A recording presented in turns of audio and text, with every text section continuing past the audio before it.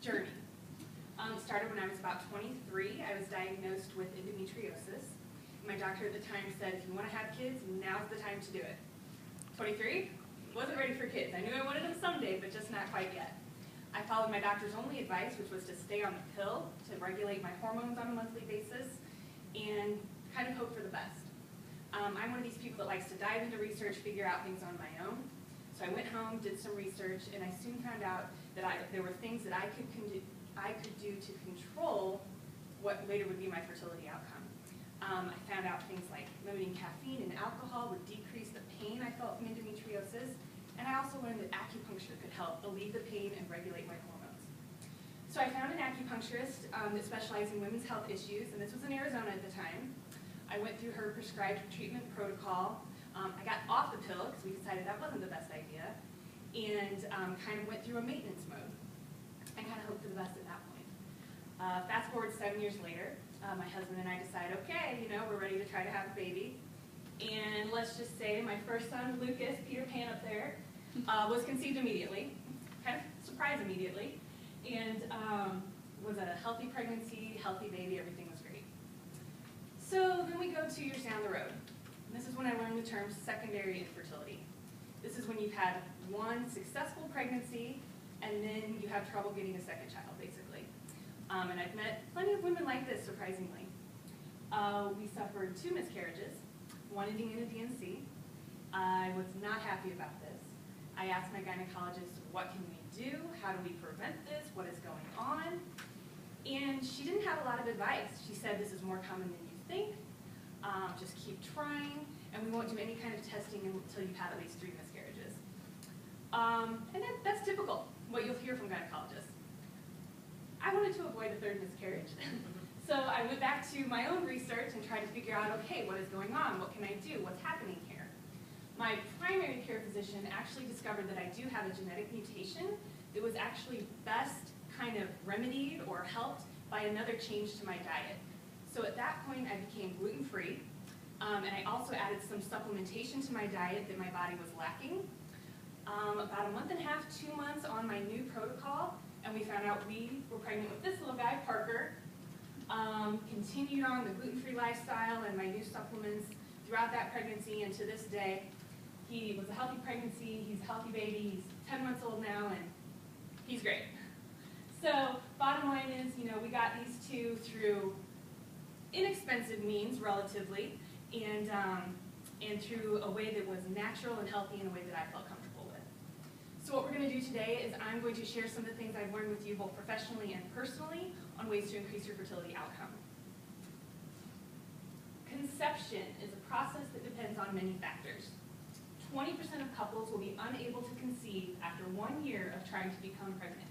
So that's 1 in 5 couples. There's only a 25% chance each month of becoming pregnant if you're both under 30 and regularly having intercourse. You need to have the production of healthy sperm and eggs, unblocked fallopian tubes, the sperm's ability to fertilize the egg, the ability of the fertilized egg or embryo to become implanted, and the embryo must be healthy and the woman's hormonal environment adequate for its development. So here's some typical female causes of infertility. I've already mentioned endometriosis, which is a blood stagnation in the abdomen. Ovulation dysfunction, poor nutrition, hormonal imbalance, ovarian cysts, pelvic infection, scarring from STDs, tumors, unclear fallopian tubes, chronic digestive issues causing inflammation to the reproductive organs. So what a lot of these have in common is either a blood stagnation or an inflammation in the body. So blood that is meant to get to the reproductive system has become blocked, and issues like diet and lifestyle have created imbalance in the body, inflammation and imbalance in the body.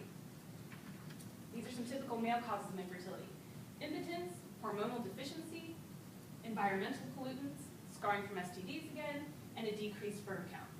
These are mainly lifestyle issues again, and that's great because what that means is that he has the power to make the change necessary to increase sperm count, motility, and quality. So oftentimes couples come to me and they say, we've been trying for a year, nothing's happened, we've talked to our gynecologist, and typically a gynecologist will go ahead and refer you on to a specialist. What a specialist specialist will do is offer you the tools that they have in their toolbox to try to get you to your end goal. Those tools typically are things like Clomid, IUI, intrauterine insemination, and in vitro fertilization. Now, what are things like this going to cost you? In vitro fertilization typically runs close to around $15,000, give or take. And that is not $15,000 and you're bringing home a baby. That is a 30% success rate. That's according to the Center for Disease, the CDC. That's the national statistics for all assisted reproductive therapy for 2009. These procedures, emotionally, they're going to be stressful because A, you've just shelled out $15,000. B, you don't really have control over it. You're usually batched through an IVF cycle with everyone else in their office. And emotionally, the new hormones you're putting in your body are going to cause imbalances that you didn't know were possible. And health risks, the bottom line is we don't know the long-term effects of Clomid and artificial hormones. So what we want to do is look at more successful solutions that are less financially and physically draining on you and your family. In Chinese medicine, we look at the complete health history in order to determine a pattern, and we then determine the appropriate treatment. Acupuncture is a 3,500-year-old system that works by restoring the proper blood flow to organs, glands, and tissue by finding where circulation is blocked and using tiny needles to remove those blockages. As a result, the malfunctioning organ, gland, or tissue can heal and health is restored.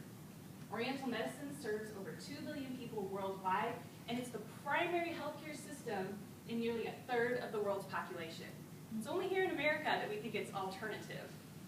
And let me tell you a little bit about the needles, if you've not experienced acupuncture before. They are as thin as a strand of hair. They go in painlessly. They are medical-grade surgical stainless steel, and we throw them away afterwards. So the World Health Organization has created this list.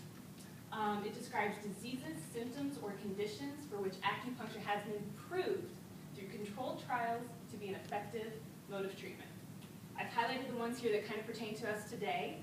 We've got induction of labor, malposition of fetus, so that's a breech baby, morning sickness, nausea, vomiting. And it's got a second list here, diseases, symptoms, or conditions which have the therapeutic effect of acupuncture has been shown, but for which further proof is needed. Kind of small, but you see female infertility up there, hypo-ovarianism, labor pain, deficiency in lactation, male sexual dysfunction, polycystic ovarian syndrome, PCOS, and premenstrual syndrome. This is only the tip of the iceberg. America's not invested a lot of time and money and energy into researching acupuncture as of yet. Down the road, throughout the years, we're going to see a lot more of this. So why do we want to use acupuncture and nutrition together? It's because the digestive system is the primary organ system, and typical diet and lifestyle create inflammation. These are some signs of hormone imbalance. Inability to lose weight regardless of diet and exercise, irregular periods, missed periods, hot flashes, loss of hair on the lateral third of the eyebrow, dark hair growth on the breast and face, always cold hands and feet, mental fog, clotting with your period, heavy bleeding, cramping, unstable blood sugar, low blood pressure, headaches, constipation, insomnia, low libido, chronic fatigue. Women are living with these issues and thinking that A, they're not related to their fertility, and they are, and they think that these are normal things to just have. Oh, lots of people have them. Lots of people have these PMS symptoms. You don't have to have these PMS symptoms or any of these symptoms. Acupuncture affects the hormone system in the body as a whole. So when you start care here, trust me, you cannot give me too much information.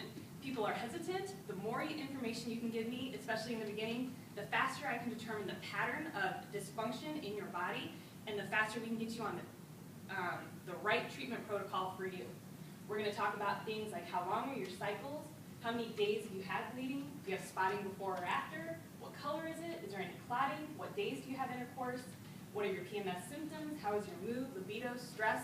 All these things play a role in your fertility.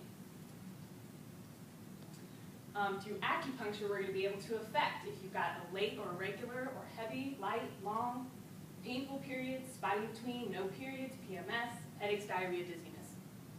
Acupuncture and nutrition will also affect your thyroid function pituitary function, adrenal function, uterus and ovary function, and the digestive system function. So how long will a treatment protocol here take? We would like you to commit to 6 months. And that's because eggs begin to mature 90 days before they're actually, where you ovulate. So 90 days before you actually ovulate that egg, it has begun to develop and mature. There's also only a 2 to 3 day window once a month to become pregnant. The same thing goes for men. Men can come in here for fertility treatment as well, and sperm takes 90 days for development. So that's why at least 3 months is the tip of the iceberg on that.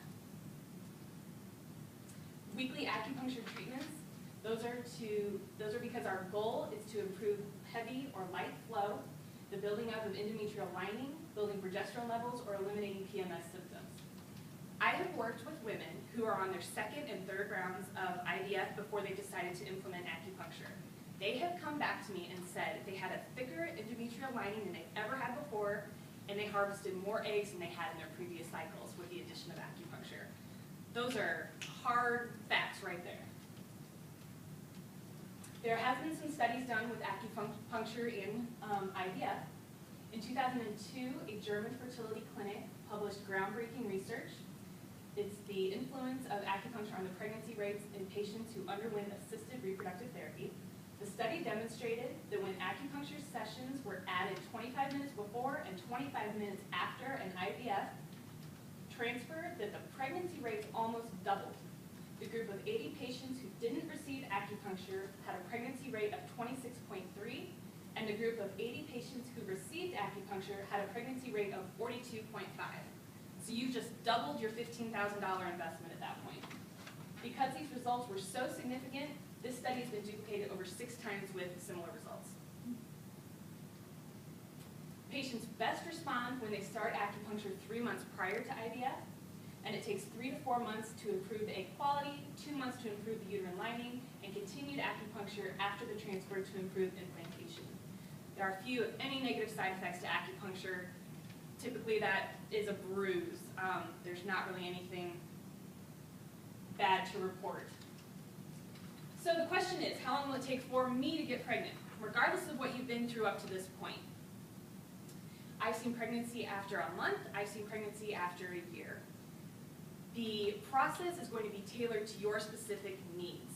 This is not a one-size-fits-all medicine. We don't throw you into a batch cycle. We listen to your signs and symptoms. Through testing, we discover your malfunctions and your imbalances, and we continue to tailor the program customized to you to get the best results. The great thing about our program is it allows you to have some control back. You will be charting your basal body temperature.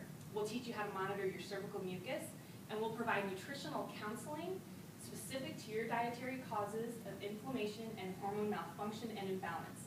That'll be through the saliva test and the food sensitivity test. Women love this. They love that they have something that they're going to be doing every day, and they feel like they have given back some control, and they're not just left out in the air. If you're not familiar with basal body temperature charting, this is an optimal ovulation chart. What it shows is the first half of the cycle, the lower temperature changes, the rise in body temperature for the second half of the cycle. And as you get a few months of these turned in, we're able to determine what are the best days for you to have intercourse to try to conceive. And it will also indicate to us things like if you ovulate too late, if your progesterone levels are too low, what your temperatures look like if they stay high in the second part of your cycle. And then we're able to further customize your treatment based on what these charts are reporting. Again, we'll teach you how to monitor your cervical mucus. Getting to know yours helps to predict when you ovulate, so you can time intercourse to optimize your chances of conceiving. You know, like in the movies where they say, hurry up and come home, you know, I'm ovulating. So false. so false. I tell my friends this all the time.